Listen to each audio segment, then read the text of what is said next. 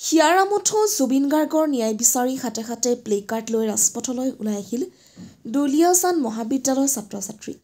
৩০০ৰো অধিক ছাত্ৰ-ছাত্ৰীৰ ন্যায় সমদলত অংশগ্ৰহণ। দুলিয়াজান মহাবিদ্যালয়ৰ লগতে দুলিয়াজানৰ অন্তৰ্গত বিদ্যালয় আৰু মহাবিদ্যালয়ৰ ছাত্ৰ-ছাত্ৰীসকল একত্ৰিত হৈ আজি হাতে হাতে প্লে কাৰ্ড লৈ দুলিয়াজান মহাবিদ্যালয়ৰ পৰা পিপলতলৈকে প্ৰাণৰ শিল্পী জুবিন গাৰ্গৰ মৃত্যুৰ ন্যায় বিচাৰি ন্যায় সমদল বাহিৰ কৰে। আনহাতে এই ন্যায় সমদলত ৩০০ৰো অধিক ছাত্ৰ-ছাত্ৰীয়ে অংশগ্ৰহণ কৰে। একেমুখে সকলোৱে দাবী কৰিলে প্ৰাণৰ শিল্পী জুবিন গাৰ্গক ন্যায় দিবই লাগিব। দুলিয়াজানৰ পৰা কিশোৰ কুমাৰৰ report, north east frontier news. আজি দুলিয়াজান মহাবিদ্যালয় ছাত্ৰ সমাজৰ উদ্যোগত আৰু দুলিয়াজানৰ অন্তৰ্গত যিসমূহ বিদ্যালয় মহাবিদ্যালয় আছে সেই মহাবিদ্যালয়ৰ ছাত্ৰ ছাত্ৰীসকলৰ সহযোগত আজি এই ন্যায় সমদলটো জুবিন গাৰ্গৰ বাবে আমি বাহিৰ কৰিছোঁ। প্ৰাণৰ শিল্পী জুবিন গাৰ্গক অনতিপলমে ন্যায় দিবলৈ আমি চৰকাৰৰ দাবী উত্থাপন কৰিছোঁ।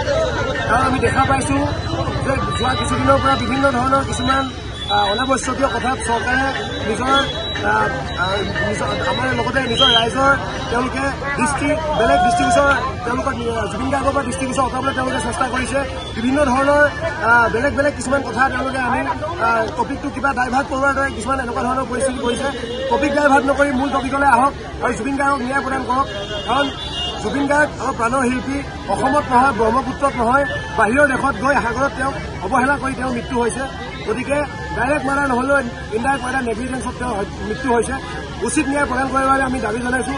আৰু এই দুজন অনা অসমীয়া সাংস্কৃতিক বেপাৰী শ্যামকানু মহন্ত আৰু আমাৰ সিদ্ধাৰ্থ শৰ্মা, এই দুজনক উচিত শাস্তি প্ৰদান কৰক। কাৰণ ৰাইজৰ আদালতত তেওঁলোকৰ ইতিমধ্যে মৃত্যু হৈছে। জনতা আদালতত যিহেতু তেওঁলোকৰ মৃত্যু হৈছে, ন্যায়ালয়ত ভাবি লওক তেওঁলোকে ন্যায় দিব পাৰে। কিন্তু ঈশ্বৰ পুত্ৰক উচিত ন্যায় প্ৰদান কৰিব লাগিব। আৰু চৰকাৰকো এটা দাবী জনাইছোঁ, 90 দিনৰ ভিতৰত যিখন চাৰ্জশ্বিট দাখিল কৰাৰ কথা তেওঁলোকে উল্লেখ কৰিছে, সেই চাৰ্জশ্বিটখন অতি শক্তিশালী ৰূপত ন্যায়ালয়ত দাখিল কৰক।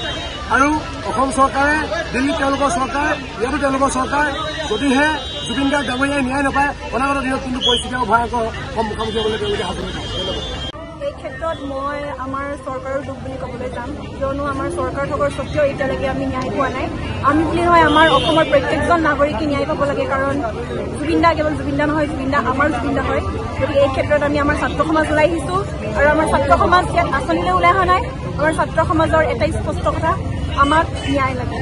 এইখিনিতে ক'বলৈ বিচাৰিছোঁ। আৰু যদি এতিয়া পৰ্যন্ত ন্যায় পোৱা নাই, আমি যদি আগলৈ এনেকুৱা এটা পৰিস্থিতি আমি পাওঁ, তেন্তে আমাৰ পৰিস্থিতি নেপথ্যতকৈ অতি ভয়ংকৰ হ'বলৈ আমি কেতিয়াও সংকোচ নকৰোঁ। আমাৰ ছাত্ৰ সমাজ আজি ওলাই আহিছে, আগলৈ ওলাই আহিব। কি ভাবিছে এই ক্ষেত্ৰত মই ইয়াকে ক'ম যে আমাৰ চৰকাৰৰ অৱহেলাৰ কাৰণে হৈছে। কিয়নো আমাৰ চৰকাৰো দুখ আছে, ক'ৰবাত নহয় ক'ৰবাত তেওঁলোকেও চাগে ক'ৰবাত নহয় ক'ৰবাত কিবা বাধ্য হৈছে। গতিকে এই ক্ষেত্ৰত তেওঁলোকে ভালদৰে কামবোৰ চলাই নিব লাগে আৰু অতি সোনকালে ন্যায় দিব লাগে।